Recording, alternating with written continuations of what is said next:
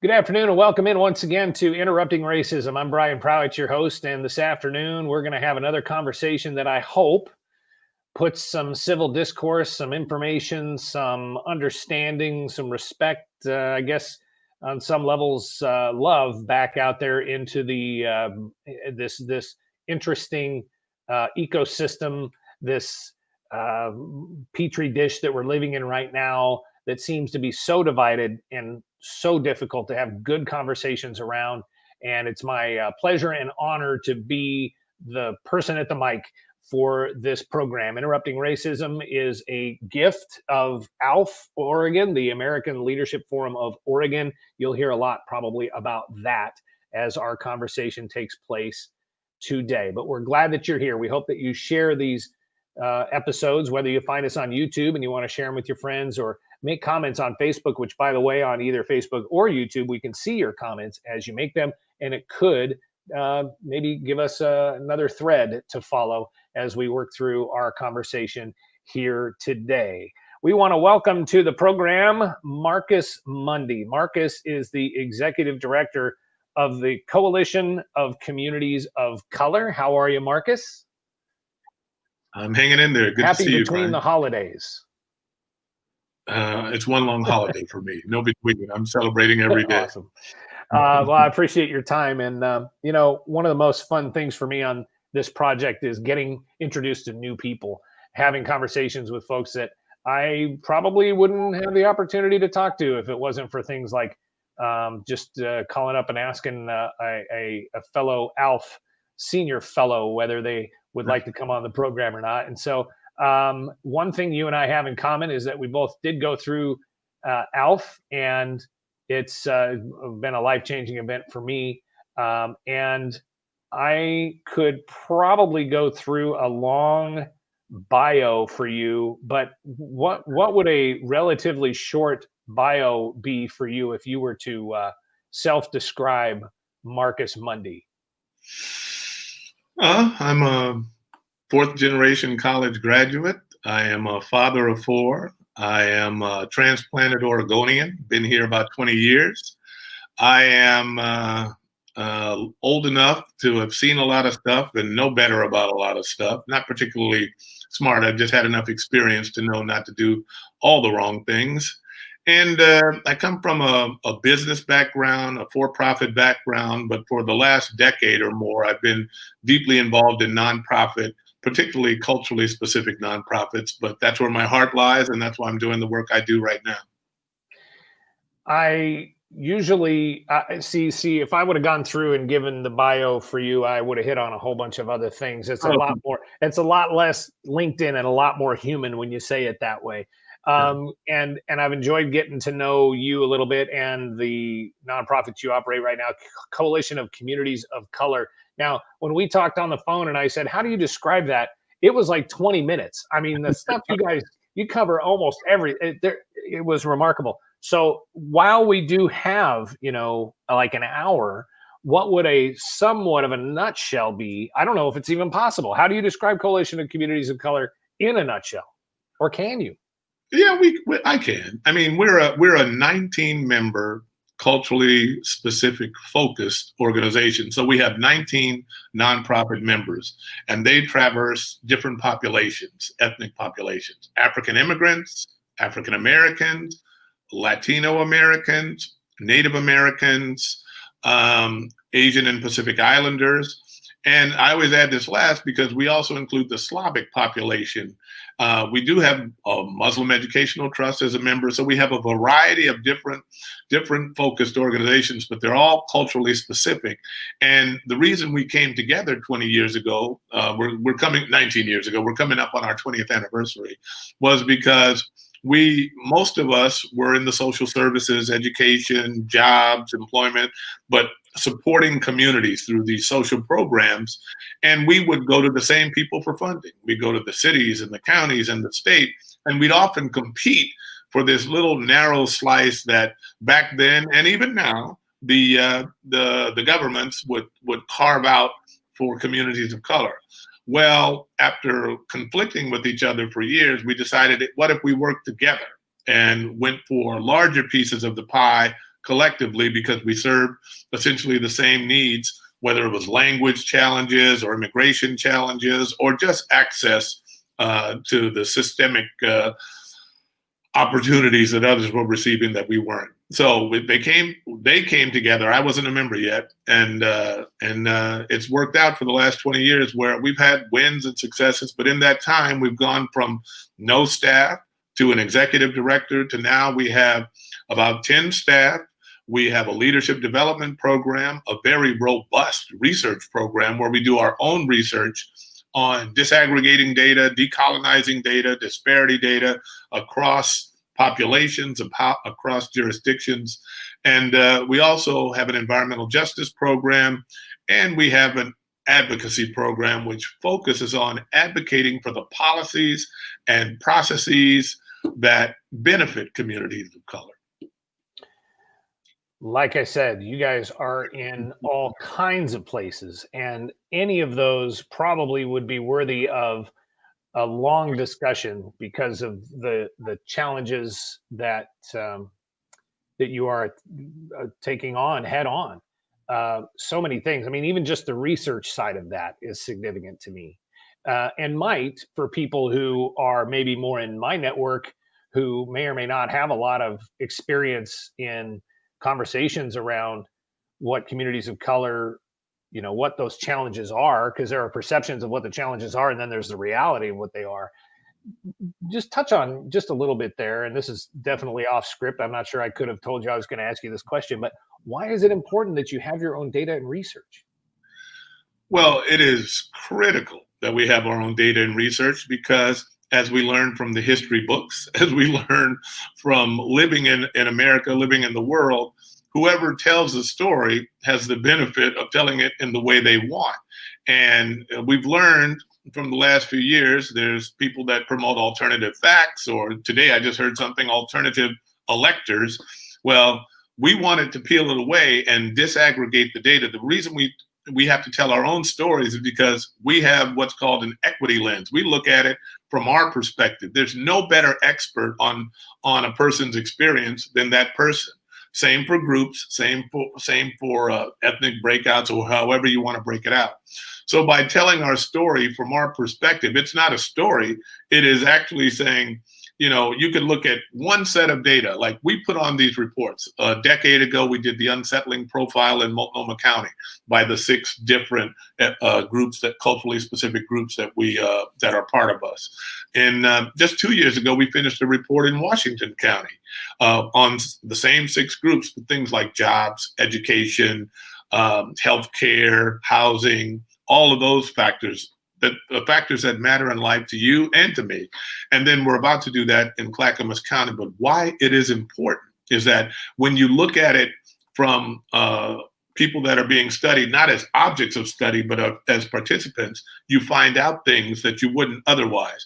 For example, if you look at one set of data, and this happened in one of our Washington County jurisdictions, you look at one set of data and said, oh, in this city, there's no difference between the times police stop people of color and police stop the majority population. But then you look underneath the data, because we do something called community-based participatory research. We talk to people in the community in our focus groups. We talk to them before we begin our study. We get the results of our study from the same places that all the researchers get their results.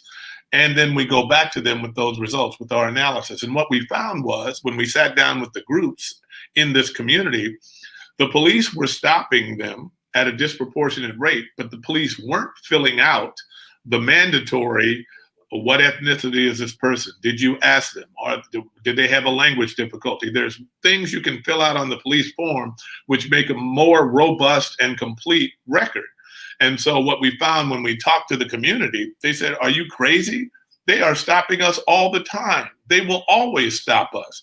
And so it turned from anecdotal data into real data that we used to push policy. We took that to the county and that city's commissioners. They made a change where the police had to then fill out these forms completely.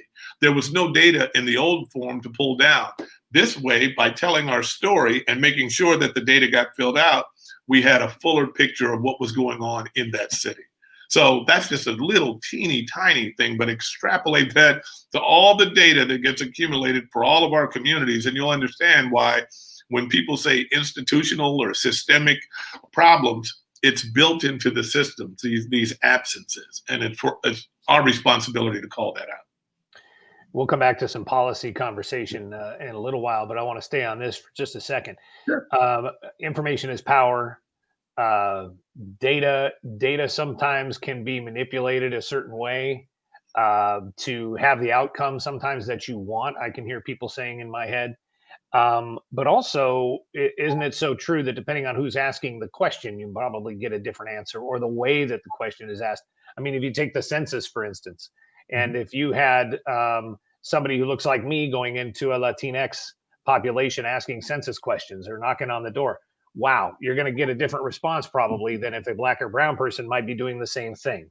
Am I on the right track here? I mean, how important is it that the community that's being asked the questions possibly has somebody who looks like them in order to build some kind of trust, which builds accuracy, which probably builds the credibility factor, I guess, of information or data or poll taking or what you were talking about. Brian, you're absolutely right. And in fact, I was one of the co-chairs on the Complete Count census group this year.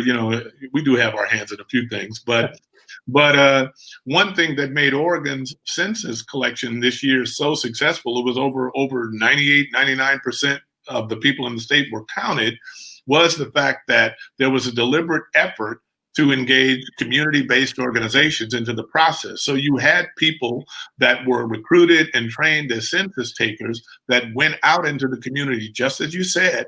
They were already trusted organizations and individuals, so they got fuller counts. They got the door open when they showed up. They provided assistance to people. And see, what people often forget is like, oh, you're just counting those people and you're advantaging them. By having a complete count in the census in the state of Oregon this year, there will likely be a redistribution of national resources, and we will likely gain a new congressional seat if things fall out the way they're supposed to. And that is because we are counting all the people on the reservations, all the people in these communities, these agricultural communities, the rural communities. In addition to the urban communities, they're counting all these people. And despite the national push not to include undocumented people, it matters because you have to count the undocumented people. That's in the Constitution. But beyond that, it only makes sense if you have to be the county that it supports 1,400 homeless people and 1,000 of them are undocumented, and you don't count them, you won't get the federal resources to do what you need to do in your county. So we have to stop fighting against logic and reality and say, what is good for the state of Oregon? And that's what we tried to do with the Complete Count group. So. That's really interesting. I haven't followed the census results or the success fail rate of census counting, but certainly in where I'm at, which is in Douglas County, we have an incredible rural presence here. Obviously, we are rural, but if you get outside even of Roseburg, you get into some very rural places. You get into places where people are literally living there because they don't want government interference, and certainly we have a lot of that as well. And so it's interesting also, of course, how politicized the census becomes and the discussions around that as well, because it would potentially benefit communities of color to have an accurate count, and then some people see that as a threat, and it becomes its own conversation sometimes just around the census and the results.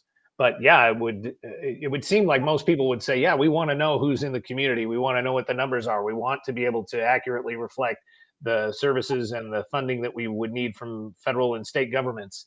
And so why that's a threat, I don't always know. The governor or governments particularly deep in my business either, but those roads are government roads. The county sheriff is a government sheriff. The lighting or broadband cable or anything like that, if we're not counted as residents of this state, we are not going to get our fair share that our national taxes paid for, our federal taxes paid for. We're not going to get it unless we stand up and are counted. So again, Oregon, please don't cut off your nose to spite your face. Let's talk about policy change. So you mentioned earlier, police, for instance, in your example with the data and research that you've collected. But let's talk about policy change, because you talked about basically, and you please put it back into the correct phrasing, but you talk about the effort that Coalition of Communities of Color is working on to teach advocates and sort of grow leaders and leadership in order for there to be policy change. First of all, how would you describe that, so that in case I've mischaracterized that? You said it right. About 10 years ago, we got some funding to create a leadership development program. And what that allowed us to do was create a model for these 6 different culturally specific culturally specific members of the coalition. So we have one for Latinx called Unidos. We have one for Asian and Pacific Islanders called a PICLE. One for Native Americans called LEAD, and straight down the line. But these were leadership programs. They were taught operations and administration and how to be a good strategic thinker, but they were also taught culturally specific norms for leader. How you become a strong leader in the Native American population is a little different than how you become a strong leader in the Asian and Pacific Islander or the Latinx community, because they have different cultural norms, social norms, historical norms. And so you would have instructors that looked like them, situations that were situations they were familiar with, and that developed their training. And over time, we have trained about 500 people over the last 10 years in those 6 different culturally specific programs. And it's important because those people, many of whom are actually ALF members, American Leadership Forum members, but those people have developed into better, stronger leaders themselves. They were given the tools, and they also feed back into us. Some come back and lecture, some come back and participate in the programming, some are keynote speakers, but you create your own set of leaders. And so you don't have to follow the same norms, and this is the way to do things. There's other pathways. There's more than one way to skin a cat. And I hope there's not animal rights people. I'm sorry, but there's more than one way to get to the right answer. Sure. And a lot of that is aimed at policy change, right? So we've touched on systemic issues that we have in society, that systemic racism, equality, and a lot of things, the big terms that we hear kicked around right now. For those that are in the conversation, I will say. So let's talk about policy change. So the reason I want to touch on that is because when you say policy change, I can hear people saying, why do we need to change policies? That sounds like defunding the police. I mean, I could just hear that's the top one in my mind. It's a little bit of a threat, I think, to some people when they start hearing people talk about policy change. But it is so important to the work that you're doing, and so important to so many people that I know. So I want to try to get an illustration of what exactly that means. So the next time somebody hears that and they get defensive, they understand why it's so important and what kinds of goals that there might potentially be. So policy change in general. So I'm trying to get to a question for you. How should people see policy change when they hear somebody saying, hey, we need to change some policies here? What does that look like? Oh, that looks like a lot of things to me. I mean, but the first thing I would ask people to do is just, what kind of changes would they like to see that affects their own lives? They want good housing. They want good education for their kids. They want good health care and access to it. They want to be able to get a job. They want to be able to not be unrealistically browbeaten by police. They want all the same things. That's the starting place. So when people think about policy change, they should first think about, what do I want for my life and that of my family? So that's where we begin. That's where everybody begins. But then when you look at, why do the policies have to change? Let me tell you, when I grew up, I used to watch Father Knows Best and Ozzie and Harriet and Gilligan's Isle. None of those had too many Black people in there, and none of those were my reality. you know? And so the world has changed. America's demographics has changed since then. And so it's like, well, when we're talking about policy change, we're talking about changing policies that give an undue advantage to anyone just by dint of their skin or their white maleness or their white femaleness. You know, it's like, well, how can we level the playing field? And sometimes we can do it just by asking questions. There's a couple of local jurisdictions here that now use a racial equity framework when they're looking at problems. So, for example, if they're thinking about building a big transportation initiative that's going to affect all the roads and byways in a certain part of the Portland metropolitan statistical area, they'll say, well, what is the financial impact? Everybody does that. What is the environmental impact? Everybody does that now. But if they ask themselves, what is the racial impact? Are we disproportionately making people move while the construction's going on that are low income or historically disadvantaged or people of color? Are we building a manufacturing plant, even out in rural places, where the effluence and the overflow creates a toxic waste right next to low income housing? That has a disproportionate racial impact. So sometimes the question when they ask it is like, no, it doesn't have a disproportionate impact. That's good. Carry on, have the project. But if it does, and you're disadvantaging a whole set of people just because they're low income or live on a reservation or live in agricultural housing down south because they're working on picking the crops, then that's not right. And you have to reflect that in your decision making and what policies you write. And that's what we try to get people to think about. It's not like, oh, you should get some kind of special exception because you want something extra. I don't think it's extra to ask that you don't, put toxins right next to where my kids are playing. I don't think it's extra to say, wow, 90% of the people that had to move their housing were Latinx people or Native American people. That doesn't seem untoward to me to say, what kind of things can we ask on the front end? And sometimes you can make a different decision that doesn't cost you more, that doesn't deleteriously affect those people of color, and you can still get your goals while being sensitive to those things. Sometimes it will cost you more, but many times it won't. It's just asking the question and then responding to it. Yeah, and I'm a city councilor, so I deal with this a little bit, not as much as some people do, but just to me, it's literally going through that and asking those questions, I think. And I'm sure you would agree that the more questions that get asked, the more perspectives that are brought to the table, to protect variety of, to protect, let's just say, diversity in general, or to make. I think it comes back to the root concept of diversity is a good thing. Protecting people's rights and listening to more perspectives is a good thing. And if there's maybe one shift that you'd like to see, I suppose it would be more questions, more conversations around this, more acceptance of that philosophy just by itself.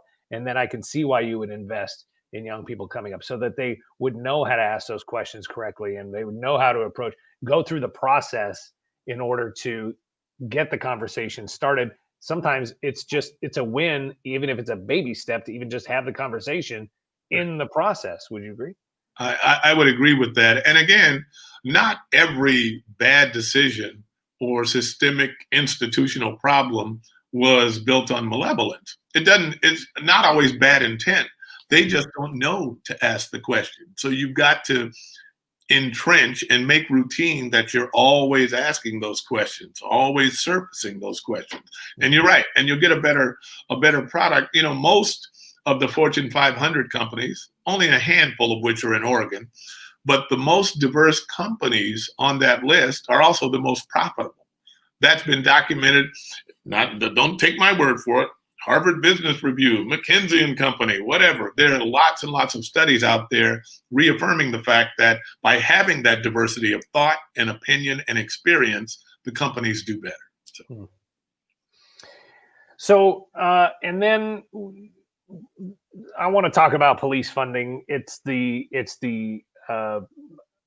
poster child of this conversation, in my opinion, right now. And we see it all the time. And it's been weaponized. It's been hijacked. The conversation around defunding or unfunding or changing the funding of police has just become this hot button thing that is unbelievable. And I just got done having an incredible conversation with a very good friend of mine in Portland who we were talking about the layers, the intricate layers when it comes to police funding and mental health funding. So you have police at the city level or maybe county, but mental health is at the state. And there's all kinds of issues with funding. And if you tried to put some mental health help out there for police departments, just the complexity of the entire conversation. But instead of even getting into that detail, that phrase has gripped everybody. And immediately there's this visceral reaction to this theory.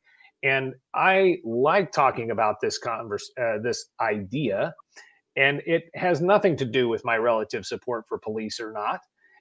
I think it's just being able to have the conversation about what it is to me right now feels extremely valuable. And I'd like to kind of dive into that with you just a little bit on you talk about policy change. I think that may be one that we hear a lot about.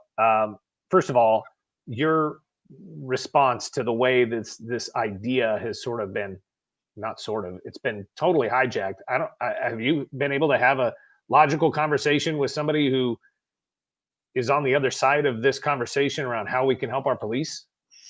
I've had a couple of those conversations. I'm actually part of a group called Building Bridges, and so it's with all our regional DAs and regional sheriffs and the U.S. Attorney's Office, and so some of those conversations have been productive, and some have been you hit a wall and you agree to disagree. But the thing about defund the police and those kind of things, we're living in a soundbite world, and that always distresses me because, just because you can chant it doesn't mean that is the full discussion, but we're living in this, 3-syllable world: defund the police, build the wall, steal the vote, whatever, stop the steal, whatever we have. Those sound bites mean nothing to me. Every discussion is nuanced. So defund the police, the many discussions I've had, even many of the fruitful ones, most people understand that it's more than just, we're going to take a bunch of money from the police, and when you call, no one's going to show up. That's nonsense. And even some of the people saying that's what's going to happen know it's nonsense. So let's start there.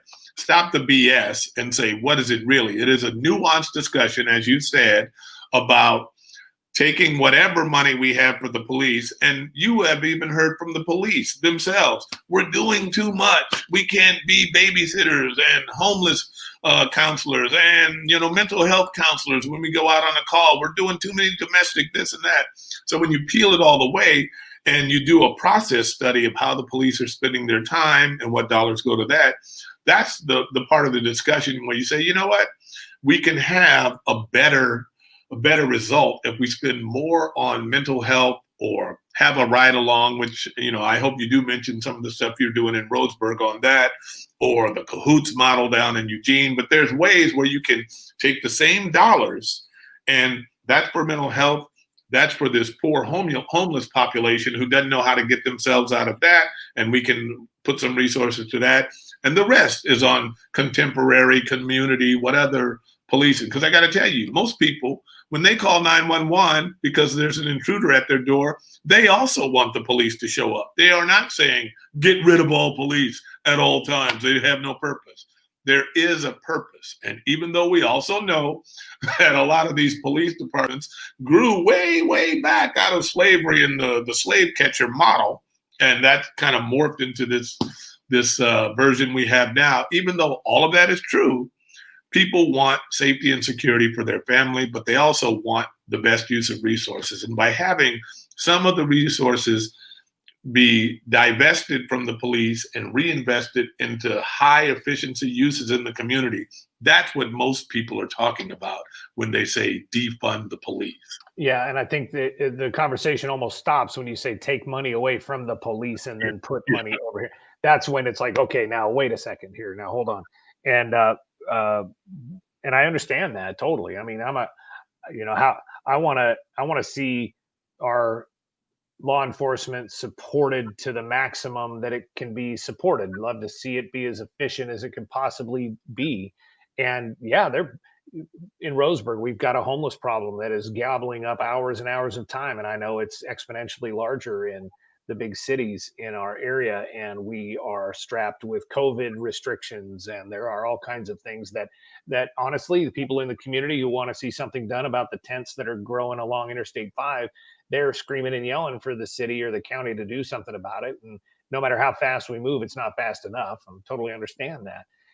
But there's helping those people to the best of our ability as well, I think is very important for as a government service, if you will. So, but in Roseburg, we're lucky that Compass, the local mental health provider here, which is state funded, they have created a grant, and the city of Roseburg's in now, I think it'll be starting into the third and final year of that grant, to have a mental health expert available, a mental health crisis response team, almost like an ambulance you can call if you need help or somebody is having some sort of a mental health crisis. And it gives the police department a resource to turn to in the moments when that police officer may or may not be the mental health expert that they need to be in that moment. And the model and the idea is very helpful. And it would be even better if we had homeless advocates that potentially could go with the police and watch. And because of lawsuits, it is a little bit dicey if you want to say that the same organization that might sue the city for the way they treat a homeless person is now welcome in the cop car with the cop on the road, or maybe to be part of the, but there has to be some blending there. We have to work together on some level, because right now the system that we have just ain't working, or it's producing exactly what it's supposed to produce, depending on the perspective you'd like to take. But so around here, when the conversation comes up about defunding the police, I can say we actually are doing the thing that is claiming would be helpful. In other words, there's mental health assistance for the police when they're on the street, when they're working with people, in order to, in some ways, protect the police too, to be honest, but also to protect that person and give them the resources that they need, especially in a county where resources are as strapped as they are here for a variety of reasons. And the final thought I had on that was, often now, if you just send the mental health expert out, they don't have police training. So they don't have a law enforcement background. In some cases, they end up calling the police anyway. And so the police end up going there. But I think there's a pretty good argument to be able to say, but wouldn't you like some of these moments and some of these situations to be addressed by an expert who has the resources and can potentially help that person, that it didn't require dispatch to send a police officer off of some other work that they're doing in order to help? And that makes sense to me. Well, and it's always a balance. I mean, there will be some mistakes, and we should have sent the police first. There's going to be some of that. But on balance, if there's some kind of clear triage, and there is training for the operators and whatever to triage it appropriately, there is training that shows that, yes, you can do it. You can have a high probability of success doing it. And it does leave your police to do policey type stuff, as opposed to going out on these calls, which are very important, but might not require their level of assistance. So there is that. And you mentioned something earlier about blending. I mean, you talked about homeless services with police, but everything is an overlapping, social determinant of health. So just like when we're talking about our current pandemic, we're also talking about a recession. You're not going to solve one without the other. The recession will not be solved without solving the pandemic. The same with this defund the police, for lack of a better phrase. We're not going to solve that without simultaneously solving some of the homeless services, some of the mental health services, some of the physical health services, and some of the economic. Why are they in this homeless situation? Well, it's availability of jobs. It's lack of low-income housing. It's this. And like some of the approaches that we've taken up here are the housing first model, where if you get housing for someone, then you can address the mental health, you can address the joblessness, you can address the physical health. There's things, and that housing first model is kind of the sequencing of it here. Definitely harder to do in a rural setting, but still possible. And so while might not be a panacea, it's at least a start, but you can't think we're going to solve homelessness without doing everything else in that Venn diagram with all those overlapping needs. So I would not want to be a city councilor in any jurisdiction because that is hard work, but that's the kind of thing you have to weave into every one of your decisions. No doubt. And there is no automatic easy button to push to solve it all, and that does all overlap. We haven't even touched on addiction as part of the problem, but I'll tell you one thing that I've kind of figured out recently is the effectiveness of one person talking to one person. So I've had success in getting to know a homeless person and asking them what is it they actually need. Like if they really want help, and I think part of the challenge is finding the people who really, really want the help. Now, I also understand that there are people, maybe every single person who's out there wants that help, but some of them are a little bit more open to others, and some of them we figured out how to help maybe better than others. But sometimes there might be a simple solution that requires almost like a college counselor to take their hand, be an advocate, and say, okay, you need an ID, or your social security number isn't correct, and so you can't get your social security every month. Those little things like that, I think, are now that probably sounds like a great solution in a place like Roseburg, where we might have 200 or 300 homeless people in the area, and maybe 500 in the entire county, as opposed to a major metropolitan area where the problem has grown and is very, very large. But that's just me riffing on the concept. You can't even look at it that way, though, because this whole fiction about the urban-rural divide, the problems are the same, So whether you're talking about 500 homeless people or however many we have here, there's a hassle, to come in to my office. I'm in my office today. I have to step over and walk around. They're all downtown, and because of the pandemic, the city has opted not to, hey, you got to move, you got to go. Everybody is in this kind of hazy middle ground right now where we're all just trying to live and survive through everything. But the problems that you have in Roseburg are the problems we have in Portland, and that they have in Bend, and that they have in Klamath. It's the same problems. Scale is different, but we need to think of these solutions in a way that one size doesn't fit all, but directionally, what can we be doing similarly and learn from each other? We can't be like, oh, that's Portland, I'm not going to take anything from them. And conversely, we do the same thing. Oh, those yokels down in Roseburg. We got to get away from that and just say, what works, let's try it, and let's attune it to what we need. And there's solutions out there, but we got to open our little mindset. And I get trapped into thinking that it's all going to come back to funding from the state.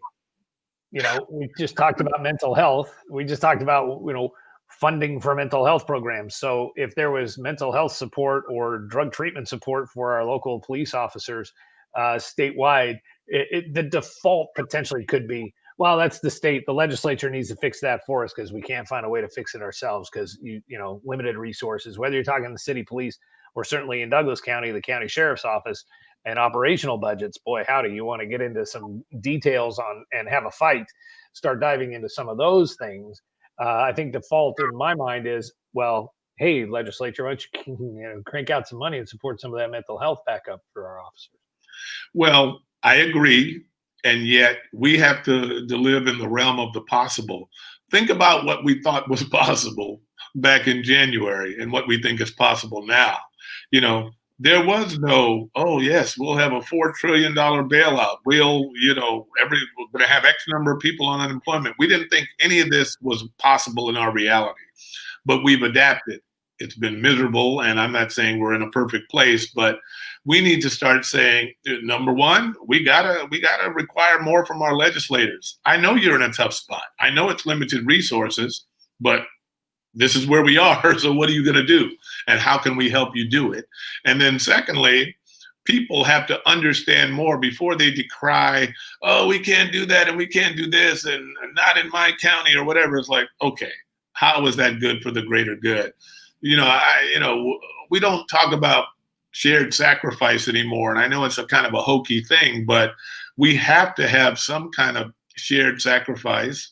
We have to have some kind of, we don't all have to think alike, but we all live here. So we got to figure out ways to make that work.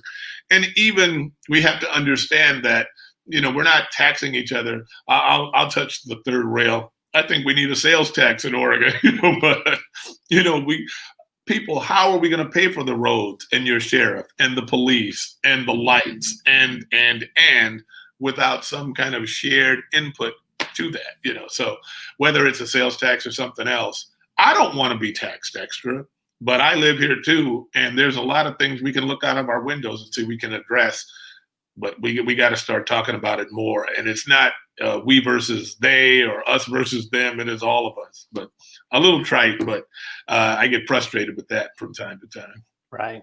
Yeah. And then the urban rural divide conversation pops in right away, and you start thinking about all kinds of thoughts there.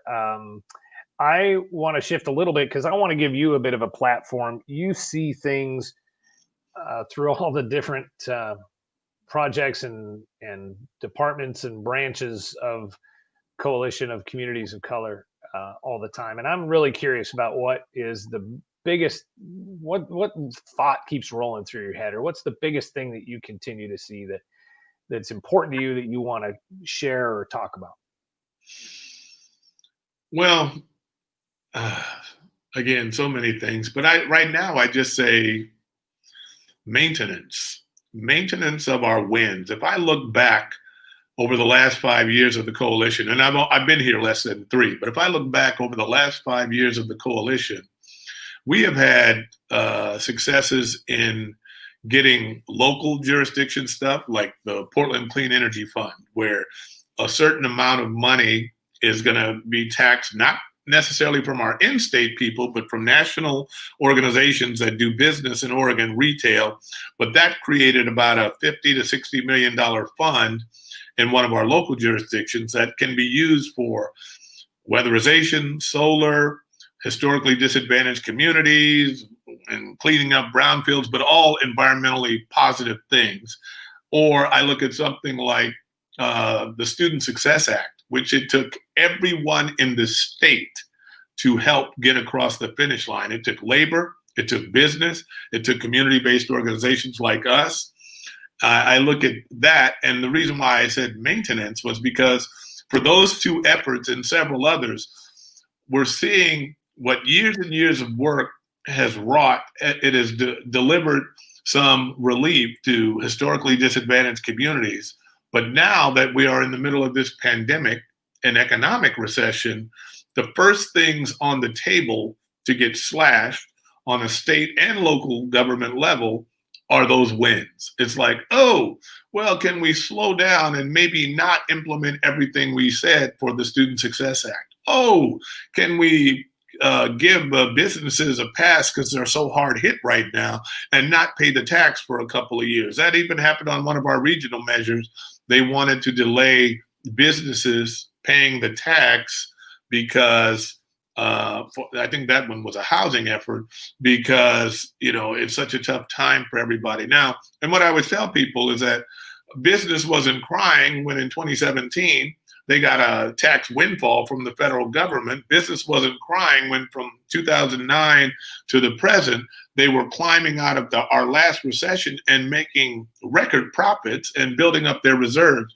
So I always tell business, even though I'm sensitive, I'm a small businessman myself before I came here, I'm sensitive to the problems of business, but I want them to recognize they live here. They have a responsibility to the workers and the people that live in the jurisdiction that allowed them to build up those reserves. So I always want, when you ask me that question, I always think of how can I maintain the gains that we have fought for and gotten and not see them all rolled back. It's like FIFO, first in, first out, last in, last out. It's like, oh man, the first thing to go or what everybody fought for, which was only trying to make it even again. So that frustrates me a lot, but I would just say, how can we maintain the wins we have, help everybody get through this period, and then grow from there?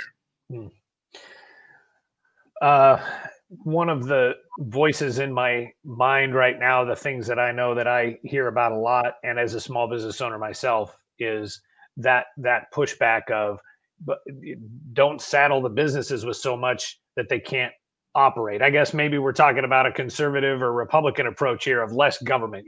Let the businesses thrive, let the businesses succeed. That's how people get employed, and then we can cover some of these other things through hopefully family wage jobs and successful business. And then going back almost to my example of, well, hey, state of Oregon, why don't you, hey, where's that mental health support? Well, like you said, you got to pay into it. Somebody's got to chip in there, but I can hear business owners or anybody watching this saying, yeah, but get off the back of businesses and let us succeed a little bit. Well, two things there. I'm no economist, but trickle down has never worked. So we were asked to give all these, actually back in 2017, but give business and then they'll reinvest in their workers. Well, that didn't happen. We have very clear, before the pandemic, we have very clear evidence that they were given those tax breaks and they did not funnel it into their labor, into their employees. So that's one thing. And the second thing is that business wants a break, but they don't want to be responsible sometimes. So that's why the whole package, which by the way would help the state of Oregon, were to come to the local jurisdictions and to the individual people here. It's being held up because of the business doesn't want to have any liability for anything that goes bad related to the pandemic. Just do your job, treat your employees fairly, and you won't have to worry about you won't be sued because you'll be following the rules as prescribed. So when I hear those things from business, I'm not a business basher. I'm a business lover. Business hires people that look like me. Business, the better environment there is for business in Oregon, the better for everybody. So I'm very pro-business. But as I said before with the taxes, it's like business has a responsibility.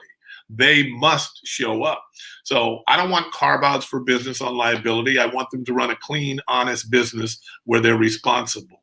I don't believe yet, I'm waiting to be convinced, but I don't believe that trickle down will work and that they need standards and things they have to be held accountable for. If we give you this tax break, airlines or manufacturer, whatever, you must put X percentage into your employees. You must guarantee something. But they went out of their way to make sure there were no guarantees and they gave it to their shareholders. Again, I understand the shareholders want to make money, but that's not good for the longevity of your employees. Well, that's great conversation, and it's a kind of conversation that hopefully, with some understanding, can help more people to understand both sides of that, and having the conversation this way instead of through sound bites or throwing stones at one another. Economics matters to me because the lowest people on the totem pole almost always are people of color. They're the entry-level people. They're the less educated people. They're the most discriminated against people. So that's why it really matters to me and my organizations. Mm-hmm. I'm no economic policy, but I have eyes and ears, and I see what happens. We have, yeah, and okay, I'm glad that you went there with that because what I gave you is my take, and then you go, okay, so what is it like to be in a community of color and hear what I just said? And I can pick up on threads of different arguments that I've heard about minimum wage and these kinds of things. But for me, when it stops being my opinion is when I look and I say, tell me the story of an African-American person and the way that this impacts them. Like, your reality really impacts my opinion of a variety of topics. And so I think it's to look at it through that lens, I think is really important. I think that's maybe, if there's been a change with me, that's where it is. Because when I hear somebody say, and a conversation that I guess literally changed me was when an African-American woman friend of mine from Portland said she would never stop in Roseburg. Like, she doesn't feel safe here. Then my opinion of racism or historic events in Oregon no longer matters, in my opinion, because that's her reality. So I probably can't have much deeper of a conversation around economics in the state of Oregon and business contributions to some of the things we talked about, but I definitely understand when somebody says, "Yeah, but this is how that affects me, and there are people in Oregon living this certain way." And at some point, you have to stop and say, "Okay, well, how can we make that better? How can we help? Or what's our role, at least?" And at least just giving somebody a voice or hearing their experience, and then trying to adjust what I do on a daily basis. Well, even when people always talk about systemic and institutionalized racism, whatever, one thing that comes to mind is so state-sponsored systems. There's something called the COVID system at the state of Oregon, and basically, it's the program where if you qualify, you can be a disadvantaged business, an emerging business, a minority business, and they've added categories where women-owned and veterans, which is something they frequently do to dilute the impact to communities of color. They'll add lots more categories. So when you say, "Well, I'm diverse, I'm a woman-owned business," and true enough, yes, she is diverse because she is a woman-owned business, but that status wasn't what was precluding her from taking advantage of all the opportunities. So, for example, in the COVID system at the state of Oregon, you can apply for these different statuses and get it. But, when it was minorities, then they were getting more contracts, they were getting more things, they were getting opportunities, they were growing their business because they had a slight edge, or at least it was considered when they applied for a program. But then they expanded it and said women owned could join that category. We deal with a lot of construction people. So, for example, a lot of the construction firms miraculously overnight became women owned firms. The husbands put the firms 51% in their wives' names, and then they started going after the bids. And because they were now woman owned, they became, just as lucrative, if not more so, and we're getting the contracts. And every time a new category gets added to those, whether it was veterans, I respect the veterans. There's veterans in my family. I'm not one. I respect women. There's women in my family. My mother was a woman. There's all sorts of things that I can respect, but I can also see how it affects those people for something that should be open to everybody. These are state contracts, which means all of our taxes are paying for that equal opportunity. And yet, even in systems that are supposed to be fair and balanced and uplifting those people, they get punished in those systems. And you can do that just by looking at the percentage of contracts given to each one of those categories. Women were joined later. Veterans were joined later, and yet they have the biggest chunks of those set-asides or those access to those programs at the state of Oregon, which is all of our government. And again, every time you can pull one example like that, you can pull 50. And so if you're always constantly dealing with it, then sometimes our contractors won't even apply for a job. The fix is in. That's going to go to this company. You are disincentivized, and then it's a double-edged sword, because then they'll come back and say, "Well, you didn't even apply. Why don't you apply?" But if you've applied 10 times for the same kind of thing, and you're an engineering company, you're a contracting company, you can deliver those services, but you never get it, and it goes to the same three firms, then you take yourself out of the process. So there's some real life things like that, and there's some systemic things that you can't quite quantify, and that's the other thing. What the state will do, if only we had a disparity study. So sometimes they can't make even an administrative decision without a formal disparity study, which a good disparity study might take 1 year, 2 years. And, it's only for one section, and it can't get extrapolated through all the state agencies. So there are a lot of tricks in the system which uneven the playing field. And if you're a contractor of color or a business person of color, that's just another hurdle that you have to deal with. You deal with it because you want to be in business, but again, it shouldn't be that way. And you're constantly dealing with it, and yet people on the outside, and the majority, are saying, "What is their problem? Why don't they just apply? Why don't they just do it? They whine too much." And it's like different life experiences teach you different things. So what do we do? Every time you build a system that is supposed to help somebody, You have to have compliance and controls and monitoring. A lot of these systems, they look good on paper, they're wonderful on the website, but there's no monitoring, there's no penalty if you don't do it. A lot of the builders here in the Portland area at one point were required, when they did a housing development, to have 30% low-income housing, or to have 20% people in the construction companies be people of color or women. When they ignored it, there was no penalty. And, I've never heard of anything where you can, if you don't enforce anything, if you tell these $1 million developers or business owners that you can make $100 million on this project, or you can follow the rules and make $80 million on this project, they'll follow the rules. They'll do what they have to do because they still want the 80 million, which is still a great profit. But if you tell them, well, we have these rules, but we're not going to enforce them, then they'll keep the 100 million and say, I'll pay a few fines or something like that. Every time you build a system, what is the thing that's going to make it work? And again, we can't live in a society where everything is punitive and you must do this. But if I go too fast on the highway, I get a ticket. If I don't wear my seatbelt, I get a ticket. If I don't pay my taxes, I get evicted. People act like, oh, we can't have those controls. Yes, we can. We live in the real world. We're contributing to society. We can do that. But I just think if we have more systems that monitor and contract, again, some will get away with it. Not everybody gets audited by the IRS.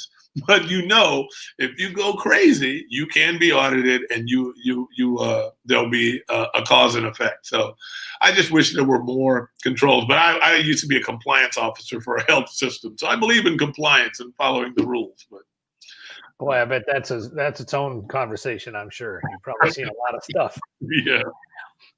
Just to put a bow on this, I just wanted to see if you had anything else that you wanted to make sure you said today, having the ear of, a few people that get to see this podcast. Is there anything I left out, or a point you want to make, or anything? I just want people to remember that we're in the middle of multiple pandemics. The pandemic with COVID-19, the recession, the George Floyd-driven racial strife pandemic, the misinformation and willful ignorance pandemic. That one's out of control. Even the fires. We all lived through the fires in here. My heart goes out to people that live in jurisdictions like yours, where you actually had with the fires. All we got was the smoke, and that was bad enough. So we're going through these multiple pandemics right now, and people forget we're all going through it. And the only way we're going to find our way, wiggle our way out of it, is if we all go through the solutions and have a lot more of these conversations. I don't mind if someone thinks differently from me or has a different opinion. I don't even mind when they argue with me if they're making logical, reasoned arguments. As I think I told you when we had talked before, my mind has been changed by having a conversation with someone who didn't think like me. I overlooked a lot of stuff, or I hadn't looked at it from their perspective. And even though I think I'm brilliant and always right, I did learn from the conversations with other folks. But I reached the point where in some of my conversations, I can't have a logical conversation with people that used to be my good, conservative, Southern Oregon friends, because the fact basis, it's like skew lines. It's a disconnect. We can't even agree on the facts. And that's psychotic to me. That is infuriating and psychotic and unnecessary. So I like this conversation. I think one of our ways out of this is to have these conversations. If I believe strongly enough in what I believe, I should be able to defend it in a logical, strategic thinking way. And if I can't do that, then I need to rethink. If I can't blow away your arguments, then I need to rethink what I'm talking about or find some more facts. And I think if we all take that approach, it's like, convince me, but you're not convincing me because I have a stronger argument. I love that. But just to say, I'm telling you, every time we get into an impasse, well, he was worse. That is not the end of the argument to me. That is a dodge. And so let's have more of these conversations, and I welcome them. From anybody, I welcome them. Yeah. Well, I've appreciated the time you and I've gotten to spend together, and I hope we get to connect again. I want to make sure everybody's aware of your organization, communities, or it's not your organization, the organization that you're the executive director for, which is Coalition for Communities of Color.